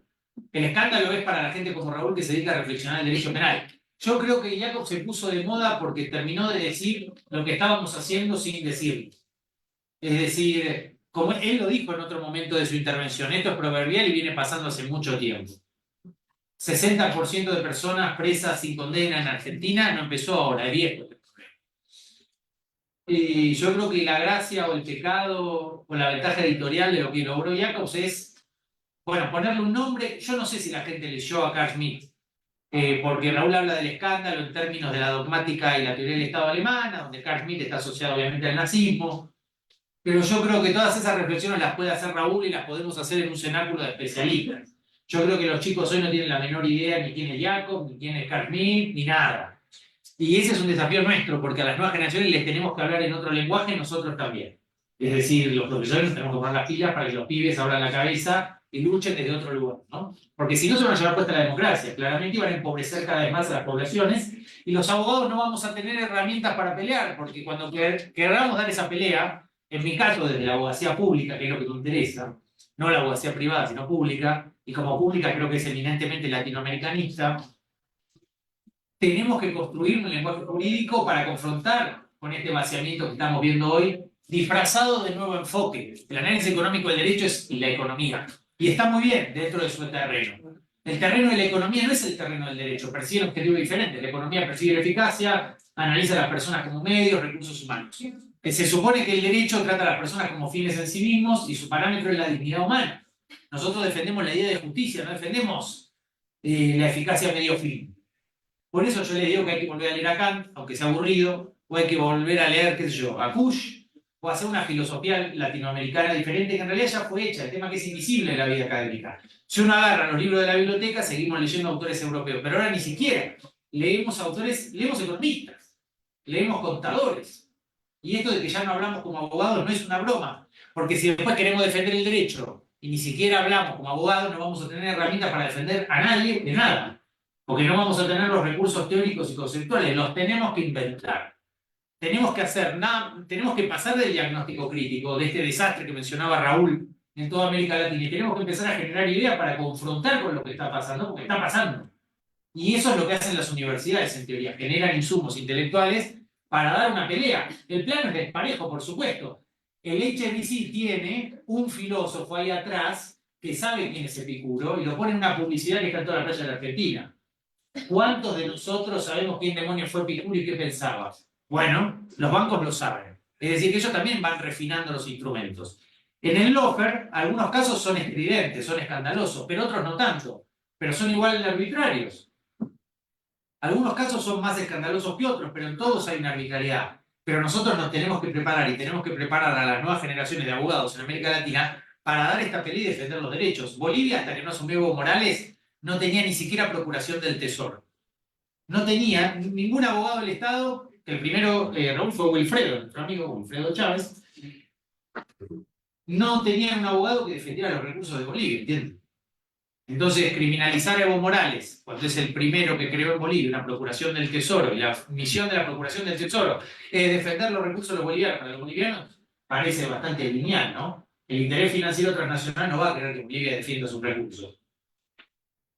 Pero hay que decir que Bolivia no tenía procuración del tesoro hasta que Evo Morales no fue presidente, y que la Escuela de Abogados del Estado de Bolivia se llama Evo Morales en homenaje a él. Hay que decir que a Castillo ni siquiera siendo presidente lo dejaban salir del país cuando el Papa lo había invitado, o López Obrador lo había invitado y no lo dejaban ni salir. Y a Dina Boluarte, que usurpó el poder, tiene sobre sus espaldas 50 personas asesinadas y la dejan pasar por el mundo, porque no querían además que la cara de un indio fuera la cara del presidente, ¿entiendes? Es lo que decía Raúl del racismo de la costa y la sierra. No querían que un cholo fuera la cara de Perú. Ahora asume otra persona o usurpa el poder, mata un montón de gente y la reciben en todos lados. Bueno, últimamente en pocos lados, por suerte. Yo creo que nosotros tenemos que ir a... Hay un libro de Houellebecq, lo deben conocer, es un novelista francés, tiene un título que a mí me gusta mucho, se llama Ampliación del campo de batalla. Yo creo que nosotros los abogados, filósofos del derecho, penalistas, tenemos que ampliar el campo de batalla. Del otro lado se lo reduce el campo, ¿entienden? Se parece cada vez más a un terreno de los economistas, los administradores de empresas, los dueños de los bancos, las finanzas. Y los que defendemos los derechos humanos tenemos un campo cada vez más acotado de acción. Tenemos cada vez menos recursos teóricos, menos doctrinas. Nosotros tenemos que hacer lo que sea necesario para generar más doctrinas y ampliar este campo de acción, discursivamente y académicamente y judicialmente, generando herramientas. Y visibilizar la arbitrariedad de lo que está pasando. Porque no se afectan solo los líderes populares. Ese es el final del proceso, ¿no? Se afectan un montón de comunidades, de luchadores, de poblaciones enteras, y se afectan sus recursos naturales, en última instancia, que son los que están en disputa a nivel internacional. Cualquier líder que rife los recursos de su país, seguro no va a ser víctima del OFA. Eso es seguro. Y cualquier presidente que se ponga las pilas para defender, aunque sea mínimamente, la soberanía, va a terminar preso o criminalizado. Eso también es seguro. Bueno, yo creo que hasta acá, a ver si quería decir alguna cosa más. Me gustó mucho la frase que dijo Raúl, ¿no? cambiamos presos sin condena por presos sin juicio, ¿no? Una cosa así dijo, me pareció que estuvo muy bien. Hay un artículo de Raúl que se llama ¿Para qué sirve el derecho? Que se los recomiendo, lo publicó hace unos días, búsquenlo en internet. Y cuando hablamos de, digamos, del lawfare y del derecho penal del enemigo, en cierto sentido sí, uno podría decir que siempre el derecho penal fue derecho penal del enemigo en algún aspecto, pero porque nunca terminamos de concretar las ideas del liberalismo en el derecho penal, ¿no? Que es lo que nos decía Nauke en Frankfurt a Zaffaroni y a mí. Él le hace una crítica a Feuerbach-Nauke, es un dogmático alemán, porque él decía, bueno, el paso en falso del liberalismo fue creer que se puede legitimar humanamente el penalismo. Esa es una pregunta que se las dejo, yo no sé si hay una respuesta para esto. Si no se puede legitimar desde el liberalismo el derecho penal, toda la actuación penal es inhumana y vamos hacia un laberinto. Por eso hoy hay una administrativización del derecho penal, porque todas las teorías penales están fracasando. Hay 3 libros que salieron que a mí me parecen muy simbólicos desde el título. Derecho Penal Humano, que es de Raúl, Bases Constitucionales para el Derecho Penal, que es de Rafeca, es un abogado argentino, y Dignidad y Derecho Penal, que es de Felipe Villavicencio, un penalista que estudió con Julio Mayer, un procesalista argentino muy amigo de Raúl. A mí me da gracia porque esos 3 títulos nos indican algo, nos indican que el derecho penal hoy ya no es humano, o ya no está sobre bases constitucionales, y hay que volverlo a situar sobre esas bases de las que se ha ido alejando, y que se ha alejado de la idea de dignidad. Por eso estos títulos nos están llamando la atención sobre el derecho penal sin garantías que tenemos hoy. Y sobre el peligro que esto implica para la vida en democracia, porque no son solo los líderes criminalizados sin pruebas en prisiones preventivas. Hay una inversión de todos los principios jurídicos de la modernidad. Hoy ya la gente se presume culpable y tiene que demostrar su inocencia. La prisión preventiva se supone que es la excepción, pero hoy es la norma. La gente va presa por las dudas y después vemos cómo probamos algún delito. Pero todos los principios jurídicos de la modernidad están invertidos sobre. Esto es el derecho penal del enemigo. Que todos los principios jurídicos, que el derecho se reputa conocido por todos, que la persona es inocente hasta que se demuestra lo contrario, que tiene que haber igualdad ante la ley, que no tiene que haber una inversión de la carga de la prueba, es decir, que la persona no tiene que demostrar su inocencia. En todo caso, la Fiscalía tiene que demostrar su culpabilidad y que la prisión preventiva es la excepción, no la norma. Y uno más, que la pena es la solución de última ratio. Este es el principio jurídico de la modernidad. A mí me da ganas de reírme de decir esto cuando claramente nos fuimos al demonio y hoy no solo no es de última ratio, sino que es de primera ratio y además es anticipada, ni siquiera es de primera ratio, es antes de condenar a la persona, ya la metemos presa. Cuando los juristas liberales hace 200 años ya sabían que la pena era un mal y por eso desarrollaron el principio de la pena como última ratio. ¿Qué quiere decir esto? Que en definitiva no es ninguna ratio. Hace 200 o 300 años, en realidad Antifonte, que era un presocrático, ya lo sabía, lo cuestionó, en el sistema penal ateniense había un presocrático llamado Antifonte que decía la pena no sirve para nada. O sea, antes de Platón se sabe eso. Nosotros estamos repitiendo la misma cantinela como idiotas acá una y otra vez, cuando todas las cárceles son en su mayoría cárceles de la miseria. Como escribió Eloy Huacán, que era un discípulo de Bourdieu en Argentina, él fue a visitar una cárcel y dice, acá son todos pobres.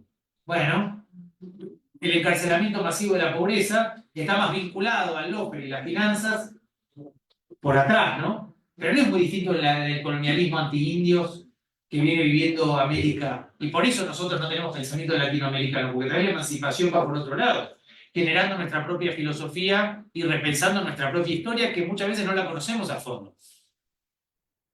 No leemos todos los historiadores en América Latina, ¿no? No nos cuentan cualquier historia. Y eso es otro problema que hay en la Facultad de Derecho. Así como desaparece la materia de filosofía de los programas de estudio, otra materia que desaparece es historia del derecho. Aparecen materias como marketing jurídico, le enseñan a los abogados a abrir una boutique de abogados, una pavada que no se pueden creer, y mientras hacemos todas estas tonterías del marketing legal, para decirle al abogado que se vista bien y lleve un maletín caro, porque si no el juez no le va a prestar atención, nos olvidamos completamente de los argumentos morales, los principios de justicia, las doctrinas del derecho, la metafísica de la costumbre de Kant, que es un libro imposible, pero valioso. Y la base de Kant, que es el padre de la filosofía jurídica moderna y el padre de la modernidad, diría casi, Kant es anticonsecuencialista, esto una vez se lo. Kant es antiutilitarista, él dice que hay que actuar por deber, ni siquiera por compatibilidad con el deber. Él dice por deber.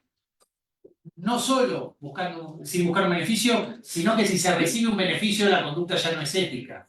Fíjense lo lejos que estaba Kant del análisis económico, un enemigo total. Por eso va desapareciendo Kant, y Kant no es Trotsky, ¿no? No es Marx. Está desapareciendo Kant. de las facultades de Derecho y vamos reemplazando acá por los economistas y los contadores que nos enseñan cómo abrir una boutique de abogados y vestirnos bien. Esta banalidad es funcional al vaciamiento del lenguaje jurídico que yo le decía antes. Pero del otro lado, la publicidad de los bancos usan un filósofo como Epicuro en Argentina. Todo esto lo tenemos que tratar de pensar, porque va pasando mientras nosotros estudiamos y Lula termina preso y Bolsonaro es presidente. Es decir, todos estos fenómenos están imbricados. Hay hilos que nos vinculan. Nosotros nos tenemos que tomar el trabajo desde la sociología jurídica, los estudios críticos del derecho, el penalismo, los estudios postcoloniales, de tratar de analizarlos con un enfoque latinoamericano y latinoamericanista. Bueno, gracias.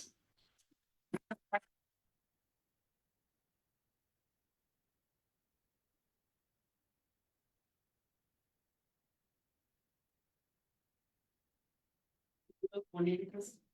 Tenemos unos minutos para preguntas y respuestas. ¿Les parece que lanzaran unas 3 preguntas y que para que después ellos las contestaran? No, Si las hacen, una mejor tras que si otra. las lanzan. Mejor no lancemos. 2, 3 preguntas para que contesten. Adelante. Bueno, tengo una duda porque todo esto que mencionaron al inicio de la ponencia, sobre todo lo que menciona la maestra Gabriela, ¿no?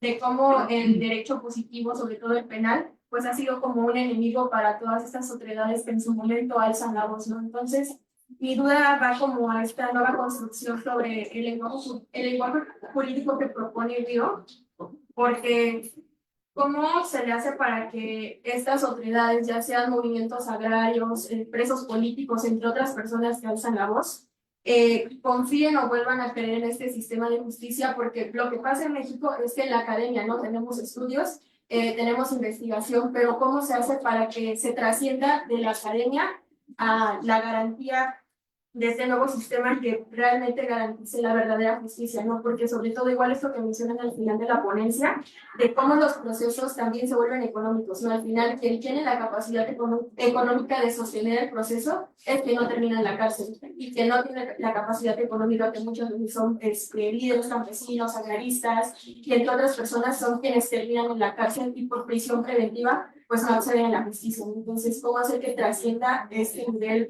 académico a la realidad? Yo tengo Muchas gracias. una sola manera de responder esa pregunta y es que predicando con el ejemplo, no hay otra. Al final es una cuestión de actuar con el ejemplo. O sea, libros hay un montón, pero yo tengo como un ejemplo muy importante para mí es Raúl. Y a su vez Raúl habrá tenido otras personas que fueron un ejemplo para él y yo creo que la conducta ejemplar es contagiosa también. Lo venía leyendo a Kant ayer en el avión porque tengo que terminar de escribir una cosa. Y la verdad que antes pensaba que Kant estaba medio chiflado, que era un exagerado, pero cuando él habla de lo que implica actuar por deber, ¿no? Que es la base de la conducta jurídica, bueno, no jurídica, él diría que no, la conducta ética, ¿no? Me parece que tal vez al final tenía razón. A mí, o sea, libros se escriben todos, pero ¿cuántos profesores dicen una cosa en el aula y hacen otra cuando se van? Muchos, ¿no? Y eso hace que los estudiantes le pierdan confianza y fe en el derecho. Cuando ven que el profesor enseña una cosa y hace otra, esa incoherencia o disociación entre la práctica y la teoría es muy dañina para la filosofía jurídica y para el abogado, porque ve que el profesor es un chanta. Yo en Raúl veo que él dice una cosa y después actúa en consecuencia. Esa coherencia entre lo que dice y lo que hace es fundamental.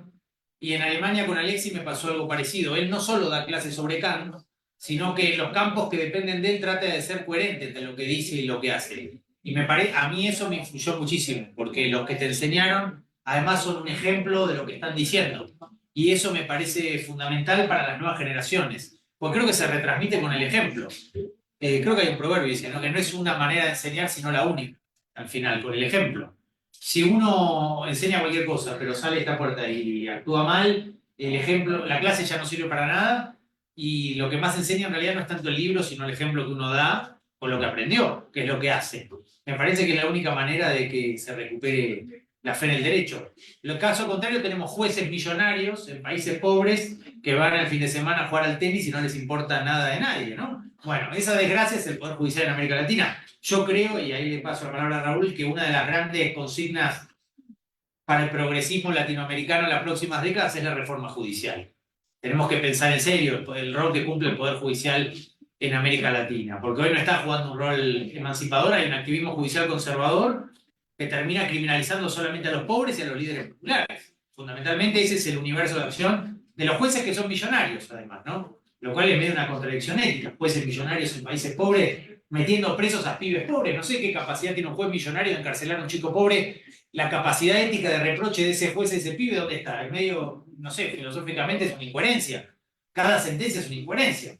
Porque no hay igualdad ante la ley, que es uno de los principios básicos de la modernidad. Entonces es un ejercicio inconstitucional. Es una cuestión de poder, no de derecho. Pero si queremos reinstitucionalizar, como decía Raúl, tenemos que pensar en cómo hacemos que estos principios, principio de inocencia, igualdad ante la ley, la pena como solución de última ratio, todos estos principios básicos de la modernidad jurídica, vuelven a funcionar. Si no, será todo derecho penal del enemigo y no derecho penal de garantía, ¿no? Muchas gracias. Dos preguntitas más para que conteste el doctor y él nuevamente. Sí, pues antes que nada, muchas gracias a Julián Lamate por estas ponencias, al doctor, igual al doctor Guido.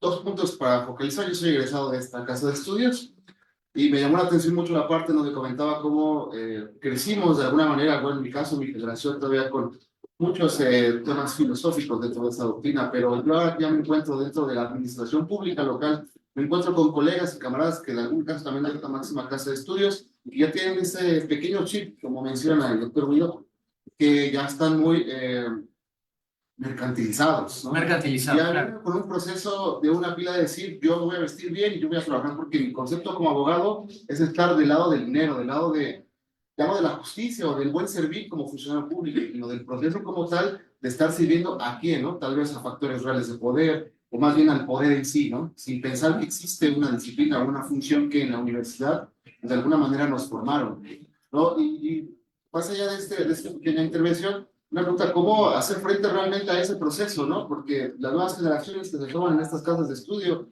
o en la Universidad Nacional, pues vienen con una doctrina donde primero está el mercado, primero está la doctrina del uno mismo, o primero está el mundo donde tenemos que ser individualistas entre todos. ¿Cómo olvidar esas viejas prácticas donde, como bien lo menciona el doctor, pues vale más estar bien vestido y tener una buena pinta antes de realmente estar luchando por la justicia, ¿no? O estar embobándonos en este proceso de las redes sociales o de estos nuevos medios de comunicación sin perder el estilo o la forma realmente de la concepción jurídica que tenemos o como nos forman. Raúl, ¿escuchaste la pregunta? Sí. ¿La escuchaste? ¿Querés responder la voz? Genial. Bueno, yo creo que hay una cuestión que viene desde la época de Kelsen, ¿no? O de antes, por supuesto. Pero Kelsen la formaliza bien. Dice, bueno, una cosa es la vigencia de la norma. Una norma está vigente en la medida en que es sancionada por un órgano competente para vigilar. Y otra es la eficacia de la norma, que tanto se lo observa en la vida, en la realidad social, ¿no? Bueno, hoy en el plano normativo tenemos todos los derechos consagrados, ¿no? Las constituciones, en los tratados internacionales, todo, todo, todo. Falta el derecho a la felicidad, después está todo. Bueno, sin embargo, miramos el mundo y nos damos cuenta de cosas que están sucediendo, ¿no? Un mundo de hipocresía, un mundo de cinismo, donde se habla de paz y hacen la guerra, donde, bueno, podría seguir diciendo otras cosas. El derecho, fe en el derecho. Yo nunca tuve fe en el derecho. Es como decir fe en un martillo, qué sé yo, fe en un serrucho, fe en un hacha. No, el derecho no es una cuestión de fe. El derecho es una cuestión de lucha. Se lucha por conseguir primero la norma y se lucha después por conseguir su eficacia. Hay, claro, que en las universidades nos enseñan, ¿no? Guarda el derecho aséptico, el derecho apolítico, el derecho imparcial. El derecho nunca puede tener esas características. ¿Por qué? Porque permanente lucha. Lucha por conseguir primero la fijación de los objetivos estratégicos en la norma y después por hacerla efectiva en su eficacia. Y estamos en permanente lucha, que no se da cuenta de que eso es una lucha política y que el derecho es política, no hay nada que hacerle. Bueno, y tenemos que, naturalmente, por supuesto que hay formaciones académicas que tratan de negar esto, de hablar de ese derecho, sí, aséptico, impoluto, políticamente no contaminado. Mentira, mentira, mentira. El derecho siempre tiene que estar contaminado por la política, siempre tiene inserto en la política, porque lo decía el propio Fogneri, que era quien formalizó el método dogmático. Bueno, se encontró encerrado en su propio método, se sintió ahogado en la red que él había construido y escribió un libro que se llama La lucha por el derecho, donde dice, miren, el derecho es lucha, el derecho se obtiene por lucha, los derechos no se consiguen por graciosa concesión del príncipe. Bueno, ya sé que tenemos 1000 obstáculos, y entre los cuales chocamos con formaciones académicas perversas, con perversión del derecho, chocamos con poderes judiciales mal estructurados, chocamos con...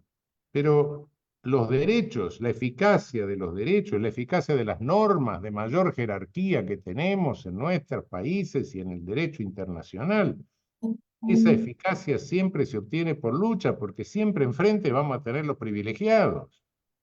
Bueno, entendamos eso, ¿no? El derecho es lucha o de lo contrario no es nada. ¿Sabés qué pensaba, Raúl? Que había una materia en el programa de estudio que se llamaba Derecho Político antes. Parece una tontería, pero fue cambiando el nombre. Teoría del Estado, Teoría General del Derecho. Se va formalizando el programa para evitar la conciencia de que el derecho es una lucha histórica, por eso se borra la historia del derecho romano, y se borra la faz. Pero miremos la constitución del Poder Judicial de Estados Unidos. Corte Suprema, Suprema Corte de Estados Unidos. Los republicanos nombran ministros republicanos, los demócratas nombran ministros demócratas. Sí, claro. Bueno, no voy mucho más lejos. Bueno, miremos una estructura más racional, con un tribunal constitucional, con casación, etcétera, la italiana. Y bueno, tiene un consejo de la magistratura donde hay pelea política, se sabe quiénes son los jueces demócratas cristianos, quiénes son los jueces que se van para el otro lado, quiénes son los socialistas, se sabe. Bueno, y sí, no queda otra duda, no queda duda acerca de esto. Es que en realidad pienso que cuando se quiere quitar la política no es para que ese espacio quede vacante, sino para teorizar y racionalizar aún más el economicismo en ese lugar. Que reemplacemos la historia política por la historia económica. Cada sentencia es un acto político, es un acto de gobierno, que emana de un poder del Estado. En consecuencia, no podemos hacer sentencias sin tomar los datos de realidad y a través de las sentencias darle eficacia a las normas de mayor jerarquía. Es Pero una viste lucha que continua, el costo una lucha económico permanente. Muy bien, muchas gracias.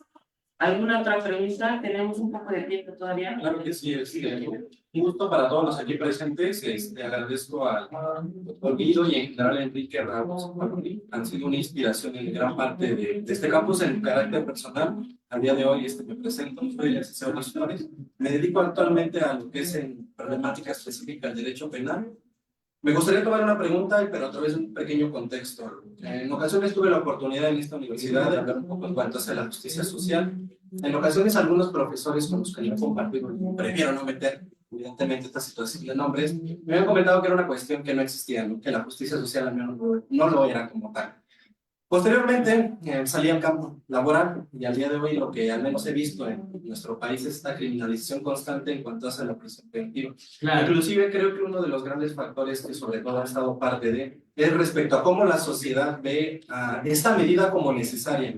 Y rescato un poco lo que decían vigilar y castigar, que era realmente esta criminalización de la pobreza. Entonces, ya sentado un poco más este contexto, mi pregunta va más enfocada de qué forma nosotros ya propiamente como abogados en este caso, podemos buscar, sobre todo influir o cómo concientizar respecto a la gran lesividad que trae consigo la prisión preventiva, al menos en el contexto latinoamericano, porque creo que es algo que también hace falta, el concientizar quizás a la sociedad de lo gran la lesividad que trae consigo esta medida. Básicamente sería mi duda más. Fíjate que hoy hay un país muy pequeño y sin embargo a su presidente, que tiene como lema las nuevas ideas, en realidad de nuevas no tiene nada, son la edad media del penalismo, se lo pone como ejemplo, por ejemplo, en Argentina, que es un país gigante. Es decir, que ahí el mercado actúa con cierta inteligencia, las garantías cuestan mucho. Es mucho más fácil parecerse a El Salvador que a Dinamarca. En Argentina o en Brasil te ponen como modelo no Suecia o Finlandia, porque la salud pública, la seguridad social son mucho más caros que meter 100 millones de tipos pobres en una cárcel sin garantía ni abogado ni nada, para que se pudran en la cárcel. El problema es que esto es incompatible con la democracia y con el liberalismo y con la justicia que nosotros defendemos, ¿no?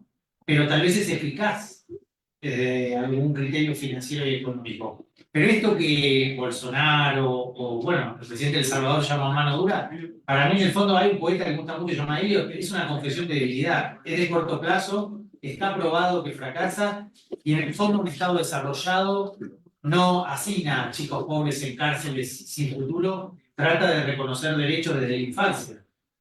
Estamos analizando muy mal, probablemente sería más inteligente reducir la aportación de armas, combatir la proliferación de armas masiva, que construir cada vez más cárceles para que, como dicen muchas veces los medios de comunicación, se pudran ahí adentro un montón de chicos porque no tenemos verdaderamente recursos para garantizarles un futuro, que es lo que haría verdaderamente digno y es lo que haría verdaderamente un Estado fuerte. Cuando uno en Europa plantea unas cosas que suceden en América, te miran azorado realmente. Que el garantismo sea una mala palabra en América Latina, es antidemocrático. Es una rémora de la dictadura. ¿Cómo uno va a tener que justificar las garantías del debido proceso? Si esa es la base de la modernidad y de la democracia constitucional. ¿Cómo Zaffaroni va a ser? Zaffaroni, esto es medio una broma, medio dramático, medio serio. Cuando pasa cualquier cosa en Argentina y uno ve los diarios y va a los diarios de derecha, ¿no? Que son la mayoría. Foro director de Zaffaroni prácticamente responsable de todo lo que sucede en el país a toda hora. Si ahora está sucediendo algo, seguramente es responsable de la teoría de Zaffaroni. Pero en realidad es porque estamos, o él está poniendo el dedo en la llaga. ¿En qué sentido? Así como dijimos que Jacobs estaba de moda por algo, la enorme referencia a Zaffaroni también tiene que ver con algo, que él también está diciendo algo incómodo, y es lo que tenemos que hacer para salir de la inseguridad es reconocer y respetar cada vez más derechos humanos y garantías. Parecernos cada vez más a Dinamarca y cada vez menos a El Salvador. Porque por el camino de la mano dura solo vamos a generar más violencia y más conflicto. Eso me parece importante. Ahora, ¿por qué está de moda El Salvador y no Dinamarca? Porque es más barato. Es más barato decir pavadas en televisión, abrir 4 cárceles y meter a la gente sin derecho ni defensa, que parecerse a Dinamarca y reconocerle a cada pibe que está preso sus derechos sociales, su derecho a la alimentación y a la educación, que seguro no lo tuvieron respetado. Y de eso no se habla. ¿Y por qué no se habla de eso? ¿Porque es injusto? No. Porque es caro. Alguien tiene que financiar esos derechos. Entonces vamos ahí sí hacia una discusión económica. A mí me interesa la discusión económica, porque los recursos están. Entonces la discusión por el penalismo puede terminar siendo rápidamente una discusión financiera. Pero esa es, como diría Raúl, esa es una discusión política. Ahí necesitamos de los líderes políticos utilizando los recursos para reconocer derechos sociales y no para asignar a los chicos de 12 años bajándole la imputabilidad en cárceles para que crezcan en prisión. Eso no es una democracia. Y sin embargo es el modelo que hoy se pone de moda en América Latina. A mí me parece un absurdo, pero por algo se está sucediendo. Si uno ve los fenómenos mediáticos, se pregunta cómo puede un presidente de un país tan chiquito ser puesto como un ejemplo a seguir en el argentino. Claro, es curioso. Yo veía en el avión, veía cómo circulaba el avión de Aeroméxico, ¿no? Y iba viendo todos los países y miraba El Salvador, lo tenía que cambiar, era como una cosa hiper diminuta y sin embargo parece, y en la plataforma del presidente, es nuevas ideas. Pero de nuevo, el antigarantismo tiene poco, es más bien viejas ideas. Lo que hay que preguntarse, como dice Habermas en el discurso filosófico de la modernidad, o como nos dijo Nauke a Zaffaroni y a mí en Alemania, es si podemos lograr que el penalismo liberal funcione, si lo podemos lograr en América Latina. Y si no lo podemos lograr, ¿qué hacemos? ¿Tiramos la toalla? ¿Construimos cárceles para todos? ¿Qué tipo de sociedad estamos construyendo con la prisionización masiva de la juventud? ¿Y no sería mejor invertir recursos para garantizar derechos y no necesitar tantas cárceles para los chicos? Sí, pero seguramente en el Excel, reconocer derechos humanos para todos es mucho más caro que abrir 4 cárceles y generar 3 batallones para meter pibes ahí. Es una cuestión económica y financiera. Es más barata, la mano dura es más barata. Es más caro ser un país desarrollado. El tema es que esos son los argumentos con los que se han legitimado siempre las dictaduras en América Latina. Y nosotros tenemos que confrontar con esa historia para no repetirla una y otra vez, que es lo que estamos haciendo, y no brindarle argumentos a la barbarie, ¿no? Que es lo que muchas veces hace el peronismo. Gracias. Doctor, ¿gusta agregar algo, doctor Zaffaroni? Sí, bueno, no, la pregunta iba por el lado de cómo convencemos o cómo llegamos a la opinión pública. Eh, bueno, seamos sinceros, ¿qué es lo que está pasando en el mundo? Hoy hay bueno, hay un fundamentalismo de mercado, el mercado resuelve todo, y esta ideología de fundamentalismo del mercado que funciona desde en realidad es la ideología vieja que viene de la vieja jurisprudencia de la Suprema Corte de Estados Unidos de fines del siglo XIX, que la retoman después los economistas que se juntan allá en Suiza y se ponen a criticar al keynesianismo y a toda la economía del New Deal de Roosevelt, en base a un fundamentalismo de mercado absoluto. El Estado tiene que desaparecer, el mercado tiene que regular todo y el Estado tiene que subsistir solamente para ejercer poder punitivo. ¿Por qué? Porque esto lleva a una concentración de riqueza. Y la concentración de riqueza habla cada día más, va a tener marginados, por supuesto, excluidos, y a estos excluidos hay que controlarlos de alguna manera, y por eso, bueno, la manera de controlarlos se piensa que es la represión constante. Eso es el problema. Y estamos viviendo en América Latina un momento de colonialismo financiero.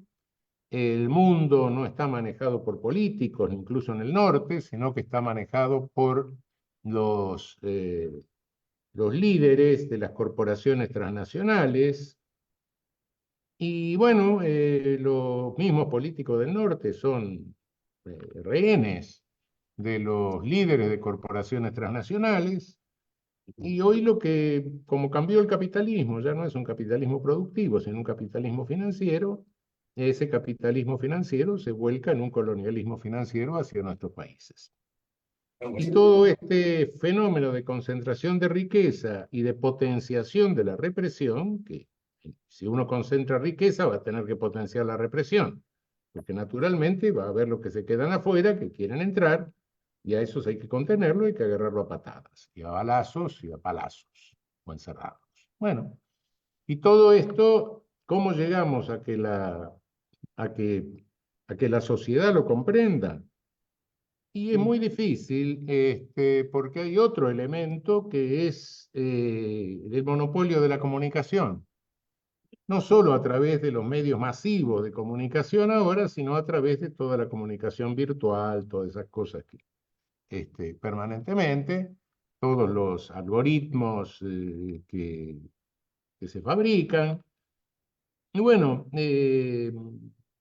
o sea, basta mirar cualquier monopolio, porque todos en nuestra América Latina tenemos monopolios o oligopolios de comunicación. Ustedes tienen Televisa, Azteca, vamos bajando para el sur, vamos teniendo Caracol, vamos teniendo Clarín, vamos teniendo Regiglobo, y el Mercurio, el Comercio, en los grandes, pero además está toda las redes, los algoritmos funcionando en las redes, no hablamos a veces con seres humanos. Bueno, la manipulación de la opinión pública se hace por ese lado. Y esto no es una cuestión de libertad de expresión solamente, sino que es una cuestión de construcción e invención de la realidad.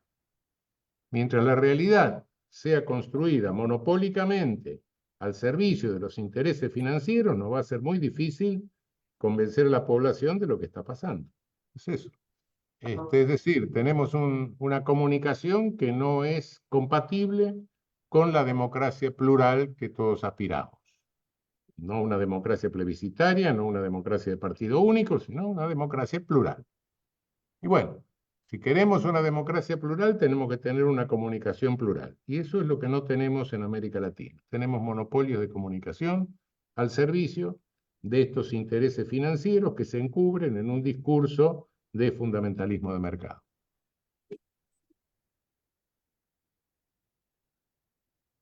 Muchas gracias, muchas gracias.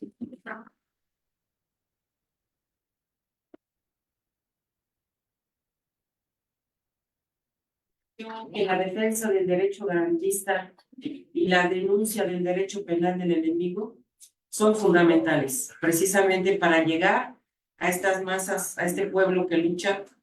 La compañera hablaba de presos políticos, ¿no? Los presos políticos tienen que seguir su vía, su defensa del derecho legal. Tienen que hacerlo porque es la manera como también confrontamos el derecho penal del enemigo y también hacer la denuncia, la movilización como lo estilamos, ¿no?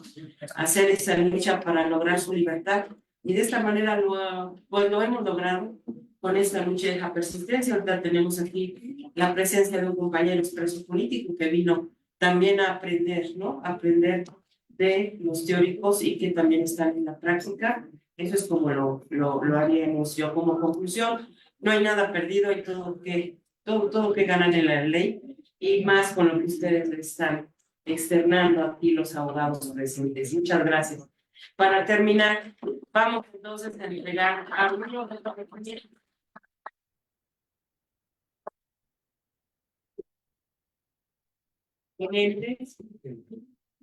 Muchas gracias. Muchas gracias. En primer lugar, al doctor. Esta es para el doctor Zaffaroni, que le haremos llegar a través del doctor Croxato. Es un reconocimiento y me parece que un libro que nos van a obsequiar. 2 libros, doctor, para que. Muchas gracias. Historia. Tenemos también el reconocimiento para el doctor Guido Croxato y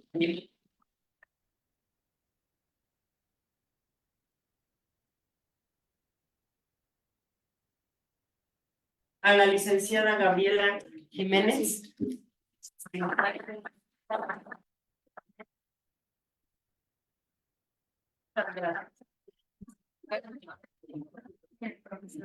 Que veo en un rato, Raúl. Ya al profesor Osvaldo, organizador.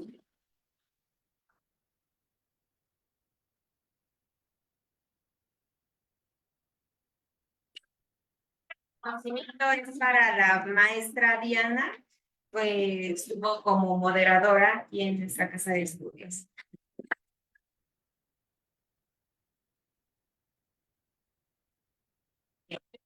Gracias. Damos por terminado nuestro evento y les recuerdo, cualquier contacto que quieran con la coordinadora, con mucho gusto. Estamos para atenderles, para ver cómo nos podemos unir en esta lucha imprescindible. Recuerden que los presos políticos son el eslabón más débil de los movimientos en lucha y merecen todo nuestro apoyo. Muchas gracias.